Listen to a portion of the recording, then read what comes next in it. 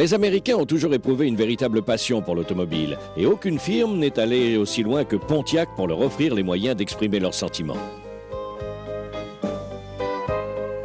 Pontiac est aujourd'hui la division la plus dynamique de General Motors, même si, à une certaine époque, cette définition aurait été tout à fait inexacte. En fait, ces voitures étaient alors pour le moins ennuyeuses. Les acheteurs de Pontiac n'étaient pas en quête d'originalité, ils recherchaient une voiture robuste. Leur slogan publicitaire était une véritable merveille. Construites pour parcourir 160 000 km, en fait, une grande partie d'entre elles ont effectué ce kilométrage. Et lorsque les gens savaient que leur voiture pouvait durer aussi longtemps, ils n'étaient pas pressés de revenir pour en changer. Le nom de Pontiac était associé à l'idée de robustesse, de ligne désuète et pire que tout, de lenteur. Au milieu des années 50, cette division se situait en dernière place pour les ventes du groupe General Motors et était quasiment menacée de fermeture. Néanmoins, à partir de 1956, une transformation miraculeuse s'est opérée chez ce constructeur. Au bout de seulement quelques années, Pontiac a réussi à faire de ses automobiles ennuyeuses les bolides les mieux finis et les plus rapides du marché américain. Cette transformation a été entreprise par un homme considéré par beaucoup comme le plus brillant des directeurs du secteur de l'automobile au XXe siècle, Simon E. Bunky Knudsen. À cette époque-là, Jim Wongers entamait tout juste sa carrière de publicitaire chez Pontiac. Il nous présente Knudsen. Monsieur Knudsen était un passionné de course. Il aimait toutes les courses. Il avait suivi une formation d'ingénieur. Il s'est consacré à l'ingénierie de production et de fabrication. Ce n'était pas un spécialiste du marketing, mais c'était un fou de la voiture. Avant toute autre chose, Bunky Knudsen avait un don pour comprendre les attentes de la clientèle potentielle. Knudsen savait également, bien avant la plupart des personnages influents de Détroit, que l'avenir de l'industrie automobile se trouvait entre les mains d'une nouvelle vague de jeunes acheteurs. Il était en outre persuadé que ceux-ci ne se contenteraient certainement pas d'un simple moyen de transport. Knudsen était déterminé à satisfaire cette attente. Sous l'impulsion de Knudsen, une nouvelle image de Pontiac a fait son apparition. C'était l'ère de la White Track. Et aucune voiture n'avait encore fait autant l'objet de l'attention des designers ni bénéficié d'une telle campagne publicitaire. The only car with wide track wheels, which widen the stance, not the car itself. La White Track est devenue en quelque sorte le symbole du renouveau de Pontiac. Une grande partie du problème de Pontiac était due au manque de performance de ses moteurs. Knudsen résolut également cette question. Il mit sur pied une équipe de jeunes ingénieurs et leur confia pour mission de rendre ces moteurs Pontiac beaucoup plus puissants. En moins de 5 ans, ils avaient plus que doublé le nombre des chevaux et créé également tout un ensemble de pièces détachées spécialement adaptées aux besoins de cette nouvelle mécanique. Certaines de ces pièces ne sont jamais arrivées sur les chaînes de production et n'ont jamais figuré dans les catalogues des concessionnaires. Il fallait faire partie d'un groupe de pilotes triés sur le volet pour être au courant de leur existence. Pourtant, elle compte parmi les pièces détachées les plus remarquables qui aient jamais été produites. Aujourd'hui, on se souvient des voitures de cette époque, rien qu'en entendant le nom donné à ce programme de développement Super Duty. La façon dont ces magnifiques voitures ont propulsé Pontiac, auparavant au bord de la fermeture, à la 3e place des ventes aux États-Unis, est une histoire tout à fait exceptionnelle. Les automobiles américaines de l'après-guerre étaient extrêmement austères. Pas de fioritures, aucune allure et surtout une grave absence de puissance. La Pontiac n'était décidément pas très éloignée du modèle T. Au milieu des années 50, les acheteurs ont commencé à se tourner vers des voitures plus originales et à délaisser les Pontiac. Les ventes subissaient une énorme dégringolade depuis plusieurs années. Lorsqu'en 1956, la General Motors envisagea la fermeture de cette division si personne ne réussissait à insuffler un souffle nouveau à cette vieille voiture. L'homme choisi pour la circonstance s'appelait Bunky Knudsen. Il représentait la dernière chance de Pontiac. Lorsque M. Knudsen est arrivé au milieu de l'année 1956, il s'est vu accorder un délai de 5 années. Il devait complètement transformer cette division dans un délai de 5 ans, sans quoi celle-ci fermera immédiatement ses portes. Face à une situation aussi critique, Bunky ne perdit pas une seconde. Pontiac avait depuis longtemps besoin d'un changement complet de look, mais du fait de l'organisation cyclique des designers de la General Motors, Knudsen ne pouvait envisager de modifications esthétiques pendant au moins 2 ans. Il pouvait toutefois améliorer rapidement les performances du moteur. Son objectif était de tirer 100 chevaux de plus du nouveau petit V8 de Pontiac.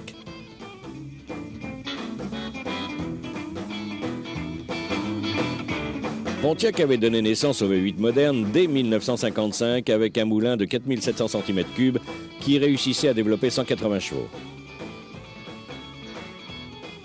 En 1957, ce moteur avait été porté à 5680 cm3 et le nombre de chevaux était passé à 270. Il y avait également une version spéciale dont le taux de compression atteignait 10,25 à 1 et qui développait 315 chevaux. Avec ce moteur, les Pontiac de 57 étaient plus rapides de 3 secondes de 0 à 100 km/h que les modèles de 1955. Dans le cadre de ce programme, on s'est tout d'abord attaché à redessiner la culasse pour lui permettre de mieux respirer. Le légendaire Mac McKellar était l'un des personnages centraux de ce travail. Il y avait un programme destiné à le faire mieux respirer, et cela a porté ses fruits en 1957. Au moment même où Knudsen est arrivé, ce programme était prêt. Cela a vraiment permis de faire du modèle 57 l'une des voitures les plus rapides de son époque sur la route. Avec ce nouveau gain de puissance, Knudsen voulait maintenant remporter quelques victoires en course. Il a donc fait appel à des noms célèbres dans le monde de la compétition, comme Ray Nichols et Smokey Yunick. Certains de ses pilotes étaient un peu sceptiques. Un jour, il a contacté Smokey et lui a dit « Smokey, nous allons faire de la compétition. Nous voulons très sérieusement participer à la compétition de stock car. » On dit que Smokey a alors demandé « Avec quoi allez-vous courir ?» Avec une Pontiac, bien sûr. Et Smokey aurait eu un petit rire. Pourtant, ces rires moqueurs cessèrent rapidement. Lorsque les Pontiac participèrent aux semaines de la vitesse de Daytona de 1957, elles décrochèrent des victoires époustouflantes, à la fois dans la compétition du Flying Mile et dans la grande course de stock car du Grand National. Comment ces Pontiac avaient-elles pu devenir aussi rapides en si peu de temps était un mystère pour tout le monde, à l'exception de Bunky et de ses ingénieurs. Pour la course de Daytona, ils avaient préparé une version spéciale NASCAR de 5680 cm3 équipée de 3 carburateurs Rochester, double corps et d'autres pièces spécialement conçues pour cette voiture. Ils ont sélectionné un grand nombre de fabricants extérieurs, des sous-traitants comme Edelbrook par exemple,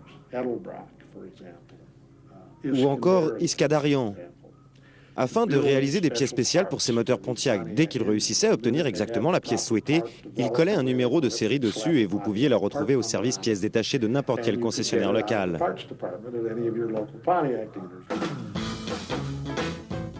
Pontiac n'a pas eu à dépendre de sous-traitants pendant très longtemps. Le laboratoire de recherche de Knudsen obtenait de rapides progrès et en 1958, les acheteurs avaient la possibilité de retrouver de telles pièces chez les distributeurs. La cylindrée du moteur augmenta à nouveau pour atteindre cette fois 6000 cm3. La carburation Tri-Power était une option à 94 $ qui comprenait également une culasse spéciale, prévue pour un taux de compression de 10,5 ainsi que des poussoirs de cam longs permettant d'atteindre 300 chevaux à 4600 tours-minute. L'étape suivante était une étape majeure. Pour 500 $, vous pouviez vous procurer le nouveau système d'injection Rochester qui reprenait la même culasse et le même arbre à cam pour atteindre 310 chevaux. Le tout dernier pack course portait le nom de Trophy 395A. En dehors de la culasse et l'arbre à cam spéciaux, ce pack comprenait des collecteurs d'échappement surdimensionnés et un carburateur Rochester quadruple corps. Vous passiez ainsi à 330 chevaux à 5200 tours-minute pour un supplément de prix de 320 $.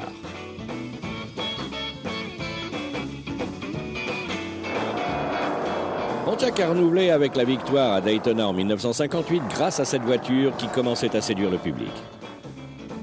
Malheureusement, les États-Unis étaient alors en pleine récession économique et les ventes d'automobiles diminuaient partout.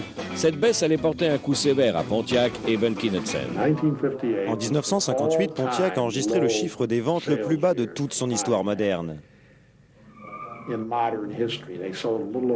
Cette division a vendu en tout un peu plus de 240 000 voitures. C'était tout à fait incroyable. Bien entendu, c'était très ennuyeux pour M. Knudsen, car il ne lui restait plus beaucoup de temps. Cependant, derrière le rideau, des voitures véritablement irrésistibles attendaient celles de 59. Ce sont elles qui allaient permettre à Pontiac de retrouver une bonne santé. 1959 a été une année majeure pour Pontiac en matière de design. Si vous aimiez les grosses voitures avec des ailerons, vous étiez servi. En dehors de ces beaux ailerons arrière, les designers ont apporté à Pontiac deux éléments qui seront par la suite systématiquement associés à la marque, sa grille de radiateur en deux parties et son empattement large.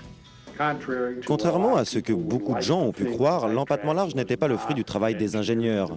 Il n'était pas destiné à améliorer la tenue de route de la voiture ou son équilibre. C'était un pur exercice de style.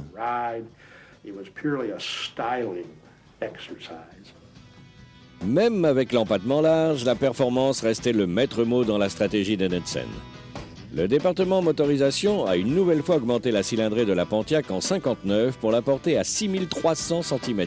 La version la plus puissante atteignait maintenant 345 chevaux, un gain incroyable de 112 chevaux en seulement 3 ans.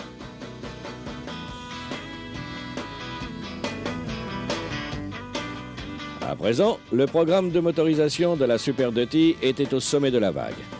Avec des préparateurs de voitures comme Smokey Yunick et des pilotes comme Fireball Roberts, les Pontiac remportaient victoire après victoire. En février, la compétition Stock Car a été intégrée au sein des grandes fédérations sportives. Les 500 miles de Daytona de 59 allaient être la première course disputée sur la toute nouvelle piste du NASCAR. Les vitesses enregistrées lors des qualifications dépassaient en moyenne 215 km/h, mais les Pontiac étaient capables d'atteindre 15 km/h de plus. Rim riding at 145 miles an hour, Fireball Roberts has passed 34 cars in one of the most amazing rides ever seen on a racetrack. En dépit d'un avantage tout à fait évident, Pontiac ne remporta pas les 500 miles de Daytona cette année-là, mais une centaine de milliers de passionnés de course ont vu une voiture qu'ils n'oublieraient pas. Pontiac prenait plusieurs tours au Ford, Chevrolet et Chrysler. Pour Bunky Knudsen et ses ingénieurs, c'était la récompense attendue. Je me souviens avoir regardé l'une des premières courses de 25 miles à la télévision. Je crois que c'était la première à être télévisée. Mes collaborateurs s'occupaient de ces moteurs et c'était un grand moment pour moi. Près de 400 000 Pontiac ont été vendus en 1959 grâce à une nouvelle ligne, une puissance stupéfiante et un marketing très poussé qui l'a présenté comme une voiture extrêmement performante destinée à la jeunesse. Même si toutes les Pontiac qui sortaient de la ligne de production ne bénéficiaient pas de toutes les pièces Super Duty, les publicitaires faisaient tout pour que vous sachiez que ces voitures étaient propulsées par le même moteur que celui de la nouvelle Bonneville. Enfin, à peu près. Le terme Super Duty, croyez-le ou non, n'a jamais été repris par la publicité. On utilisait des termes comme spécialement équipé ou encore option spéciale et ainsi de suite. Mais on n'a jamais utilisé le terme Super Duty. Ce terme n'a été utilisé qu'au niveau interne. À présent, les pièces Super Duty commençaient à faire leur apparition dans la rue et sur les drag strips. Jim Wongers a pensé que l'engagement d'une Pontiac dans la compétition dragster serait une excellente idée en termes de marketing. J'ai réussi à convaincre les responsables de la Super Duty de prendre certaines de ces pièces et de les mettre à la disposition des pilotes de dragster. En effet, à ce moment-là, la catégorie des dragster stock car commençait réellement à prendre de l'importance. Wongers est lui-même entré en action. Il a collaboré à la mise sur pied d'une équipe d'usine dans la catégorie Super Stock en association avec un revendeur de Détroit du nom de Royal Pontiac. Avec Wongers au volant, la Catalina Hot Chiefs de Royal a remporté la catégorie Stock Eliminator lors des US Nationals de 1960. Au début de 1961, Pontiac avait le vent en poupe. Être aux avant-postes était amusant et la seule chose qui pouvait l'être davantage était de bénéficier d'une plus grande avance sur les autres. C'était hier. Ça, c'est aujourd'hui. L'époque des ailerons était terminée. Les Pontiac de 1961 étaient plus petites et plus légères d'environ 200 kg par rapport au modèle de 1960. La carrosserie entièrement redessinée reprenait la grille de radiateur séparée en deux. Absolument aucune trace de l'image morne et ennuyeuse de Pontiac ne subsistait. Au cours des 3 dernières années, les designers en avaient fait une voiture luxueuse au point de devenir une rivale de Buick et de Cadillac en termes de ligne et de confort. Les intérieurs de la Pontiac étaient maintenant dotés d'une sellerie en cuir et d'un tableau de bord entièrement équipé. Le catalogue des équipements facultatifs était pour sa part bien rempli. Les freins à disque étaient disponibles pour 43 $, les sièges avant à réglage automatique 6 directions pour 97 $ et lève-glace automatique pour 104 $. La climatisation était chère, 430 $, mais vous pouviez réaliser de grosses économies en optant pour le système de contrôle de vitesse à seulement 16 $.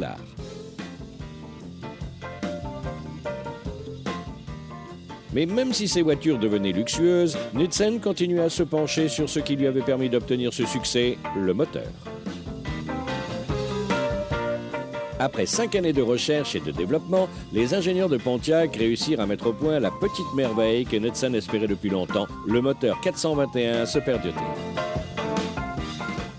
C'était le joyau de ce programme Super Duty et un pur moteur de compétition.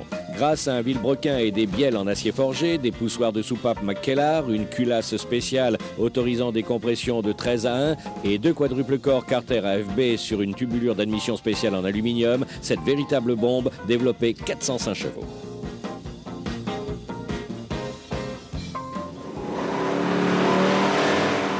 Le petit moteur, qui au début ne dépassait pas 4700 cm3, était maintenant le plus performant de toute l'industrie automobile américaine. Lors de la dernière année du plan de redressement, tout était rentré dans l'ordre.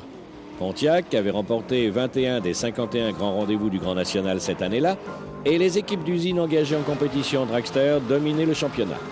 Les ventes augmentaient, et en 1962, la General Motors ne parlait plus de la fermeture de Pontiac. Maintenant, et pour la première fois, les pièces du moteur de la Super Duty étaient en vente. Absolument tout, depuis le ventilateur jusqu'au volant, avait été redessiné pour obtenir les meilleures performances. Pour disposer maintenant d'une Pontiac capable de remporter des compétitions, il suffisait de choisir la bonne combinaison de pièces d'usine. Tout allait pour le mieux pour Pontiac sur les pistes de Stock Car en 1962. Elle avait même intégré le jeune Roger Penske et sa superbe équipe. Sur la drag strip, en revanche, Pontiac se retrouvait face à une très rude concurrence. Le nouveau mot à la mode dans les stands de Superstock était le mot aluminium. Nous avions un handicap car nous étions plus lourds. Nous devions faire quelque chose pour réduire le poids de ces voitures. Nous en sommes arrivés à l'idée tout à fait nouvelle de construire des pièces en aluminium. Quasiment toute la partie avant de la Pontiac pouvait être remplacée par de l'aluminium. Toutes ces pièces provenaient bien sûr de l'usine même. Le pilote de Pontiac, Bill Blair, a restauré plusieurs voitures de compétition d'usine de ce type. Il doit prendre beaucoup de précautions avec ce métal lorsqu'il le travaille. On peut l'écraser au moment de changer les bougies. Il faut passer la main en dessous et ramener les ailes vers l'extérieur. À présent, grâce aux victoires de Pontiac sur les drag strips, la Super Duty était célèbre. Et si vous disposiez de suffisamment d'argent et des bons numéros de pièces, vous pouviez vous offrir votre propre Catalina 421 SD, si le fait de la recevoir en kit ne vous dérangeait pas. Vous pouviez vous rendre chez un concessionnaire et commander une Super Duty. Vous faisiez construire la voiture avec le moteur de série le plus puissant de Pontiac, qui était alors le plus performant du marché. Ensuite, vous passiez au magasin des pièces détachées pour vous procurer le bloc, le vilebrequin, la culasse, les bielles, les pistons, la tubulure d'admission, le collecteur d'échappement, les soupapes, et vous assembliez le tout vous-même.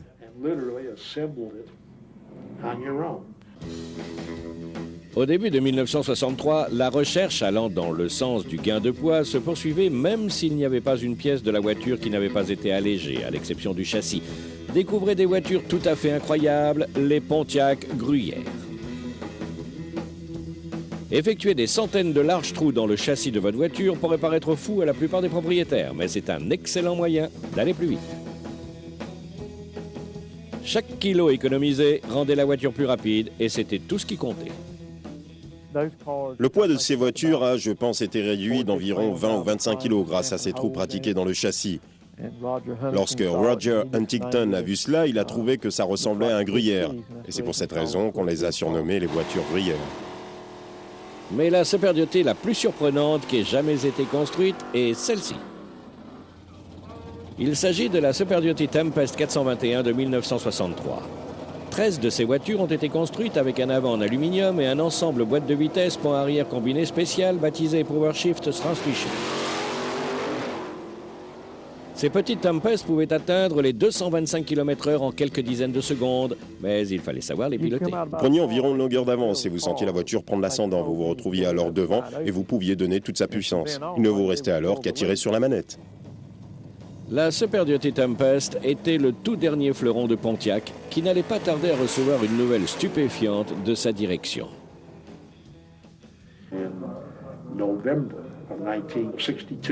En novembre 1962, juste un peu moins de 3 mois plus tard, General Motors a fait éclater une bombe sur toutes ses divisions et sur toute la communauté sportive, en annonçant qu'il abandonnait toute participation sportive.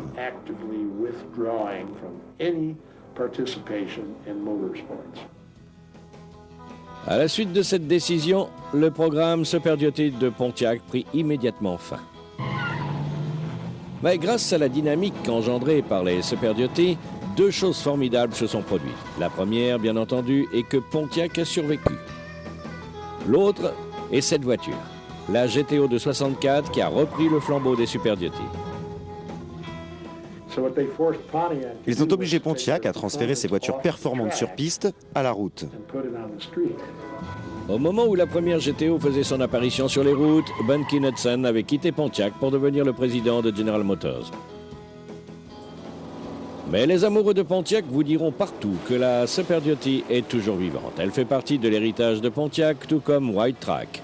Les 6 années de Bunky Hudson chez Pontiac n'ont pas seulement sauvé cette division, elles lui ont confié une mission qui est encore d'actualité aujourd'hui, offrir du plaisir. Merci de votre fidélité et surtout, ne les envoyez pas à la casse, restaurez-les.